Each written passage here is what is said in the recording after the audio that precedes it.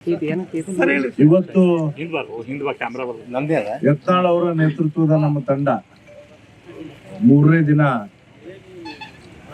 ಯಾದಗಿರಿ ಮತ್ತು ರಾಯಚೂರು ಜಿಲ್ಲೆಯ ವಕ್ಫ್ ಬಾಧಿತ ಪ್ರದೇಶಗಳಿಗೆ ವಕ್ಫ್ ಬಾಧಿತ ಜನರನ್ನ ಭೇಟಿ ಮಾಡುವಂತ ಕೆಲಸವನ್ನು ಮುಂದುವರಿಸಿದರು. ಇಲ್ಲಿ ಯಾದಗಿರಿ ಜಿಲ್ಲೆಯ ಶಹಾಪುರ ತಾಲೂಕಿನ ಕೊಂಗಟ್ಟಿ ಗ್ರಾಮದೊಳಗೆ ನಿಂತಿದ್ದೀವಿ. ನಾವು ನಿಂತಿರೋ ಜಾಗ ರೈತರಿಗೆ ರೈಲ್ವೆ ಇಲಾಖೆಯವರು ಇದನ್ನ ಸ್ವಾಧೀನಪಡಿಸ್ಕೊಂಡು ಕೊನೆ ಹಂತದಲ್ಲಿ ಇದನ್ನ ಅವರಿಗೆ ಕಾಂಪನ್ಸೇಷನ್ ಅನ್ನು ಪರಿಹಾರಧನವನ್ನು ಕೊಡುವಂತ ಸಂದರ್ಭದಲ್ಲಿ ವಕ್ಫ್ ಬೋರ್ಡ್ನವರು ಮಧ್ಯೆ ಬಂದು ಅನಗತ್ಯವಾಗಿ ಗೊಂದಲ ಕ್ರಿಯೇಟ್ ಮಾಡಿ ಇದು ವಕ್ಫ್ ಆಸ್ತಿಗೆ ಸಂಬಂಧಪಟ್ಟಿದ್ದು, ಈ ಹಣ ನಮಗ್ ಬರಬೇಕು ಅಂತ ಹೇಳಿ ಯಾವುದೇ ಆಧಾರ ಇಲ್ಲದೆ ಕ್ಲೇಮ್ ಮಾಡ್ತಾರೆ.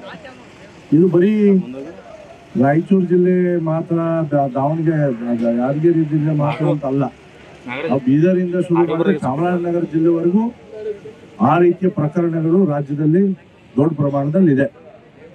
ಯತ್ನಾಳ್ ಅವರು ನಮ್ಮ ಬಿಜಾಪುರದಲ್ಲಿ ಹೋರಾಟ ಮಾಡಿದ ಮೇಲೆ ಕೇಂದ್ರ ಸಚಿವರು ಇಲ್ಲಿ ಭಾಗವಹಿಸಿದ್ರು ಮತ್ತು ಜಗದಂಬಿಕಾ ಪಾಲ್ ಜಾಯಿಂಟ್ ಸೆಲೆಕ್ಟ್ ಕಮಿಟಿಯ ಅಧ್ಯಕ್ಷರು, ಅವ್ರ ಸದಸ್ಯರು ಕೂಡ ಬಂದು ಮಾಹಿತಿಗಳನ್ನು ತಗೊಂಡು ಹೋಗಿದ್ದಾರೆ.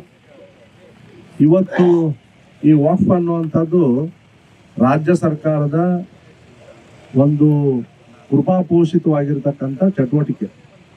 ಈಗ ನಮಗೂ ಇದರ ಸಮಸ್ಯೆ ಅರಿವು ಇರಲಿಲ್ಲ ಅಷ್ಟು.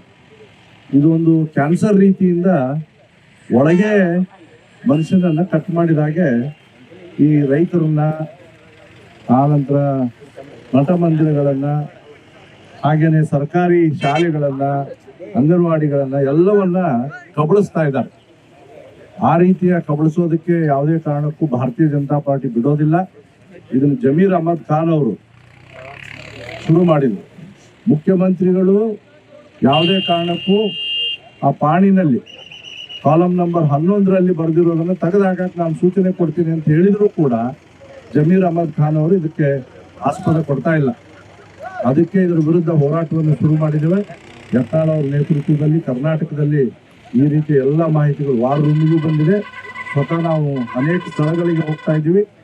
ಮತ್ತೆ 30ನೇ ತಾರೀಕು ಬಾಗಲಕೋಟೆ ಜಿಲ್ಲೆ ತೇರದಾಳದಲ್ಲಿ ಈ ರೀತಿಯ ವಕ್ಫ್ ಯಾವುದಾದ್ರು ಆಸ್ತಿಯನ್ನ ನಮೂದಿಸಿದ್ದಾರೆ, ಆ ಸ್ಥಳಗಳಿಗೂ ಭೇಟಿ ಕೊಡೋರಿದ್ದೀವಿ. ಅದೇ ರೀತಿ 1ನೇ ತಾರೀಕು ಡಿಸೆಂಬರ್ ಬೆಳಗಾಮಲ್ಲಿ ವಕ್ಫ್ ಬಾಧಿತರ ಸಮಾವೇಶವನ್ನು ಕೂಡ, ಬೆಳಗಾಂ ಜಿಲ್ಲೆಯ ವಕ್ಫ್ ಬಾಧಿತರ ಸಮಾವೇಶವನ್ನು ಕೂಡ ಮಾಡ್ತಾ ಇದ್ದೀವಿ. ಇದಕ್ಕೆಲ್ಲಕ್ಕೂ ಹೊಣೆ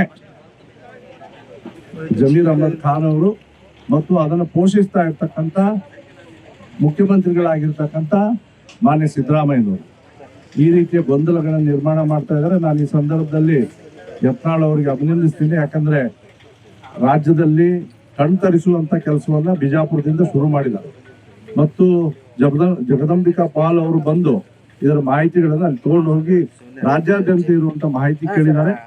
ಜನಜಾಗೃತಿ ಮೂಡಿಸೋದ್ರ ಜೊತೆಗೆ ಈ ರೀತಿಯ ಮಾಹಿತಿಗಳನ್ನು ನಾವು ಕಲೆ ಹಾಕ್ತಾ ಇದ್ದೀವಿ ಮತ್ತು ಸದ್ಯದಲ್ಲೇ ನಮ್ಮೆಲ್ಲರ ನಿಯೋಗ ಯತ್ನಾಳ್ ಅವರ ನೇತೃತ್ವದಲ್ಲಿ ದೆಹಲಿಗೆ ಹೋಗಿ ಜಗದಂಬಿಕಾ ಪಾಲ್ ಅವರಿಗೆ ಎಲ್ಲ ಮಾಹಿತಿಗಳನ್ನ ಕೊಡ್ತೇವೆ.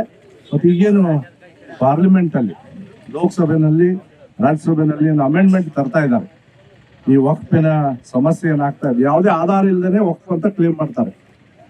ಆ ರೀತಿಯ ಒಂದು ಅಮೆಂಡ್ಮೆಂಟ್ ಏನ್ ಬರ್ತಾ ಇದೆ, ರೈತರ ಜಮೀನು ಉಳಿಸೋದಕ್ಕೆ, ಗುಡಿ ಗುಂಡಾರಗಳನ್ನು ಉಳಿಸೋದಕ್ಕೆ, ಮಠ ಮಂದಿರಗಳನ್ನು ಉಳಿಸೋದಕ್ಕೆ ಮತ್ತು ಸರ್ಕಾರಿ ಜಮೀನುಗಳನ್ನು ಉಳಿಸೋದಕ್ಕೆ ಕಾನೂನು ಮೋದಿ ಸರ್ಕಾರ ತರ್ತಾ ಇದೆ. ಅದರಲ್ಲಿ ಏನೇನು ಆಗ್ಬೇಕು ಅನ್ನೋದು ಕೂಡ ನಾವು ಚರ್ಚೆಯನ್ನ ದೆಹಲಿನಲ್ಲಿ ಮಾಡುವಂತವರಿದೆ. ಟಿವಿ ವಿಕ್ರಮ, ದೇಶ ನಿಮ್ಮ ಕೈಯಲ್ಲಿ. ಈ ಕಾರ್ಯಕ್ರಮ ನಿಮಗೆ ಇಷ್ಟ ಆಗಿದ್ದಲ್ಲಿ ಲೈಕ್, ಶೇರ್ ಹಾಗೂ ಕಮೆಂಟ್ ಮಾಡಿ. ಟಿವಿ ವಿಕ್ರಮದ ಕಾರ್ಯಕ್ರಮಗಳನ್ನು ನಿರಂತರವಾಗಿ ವೀಕ್ಷಿಸಲು ಸಬ್ಸ್ಕ್ರೈಬ್ ಮಾಡಿ, ಬೆಲ್ ಐಕನ್ ಒತ್ತಿ.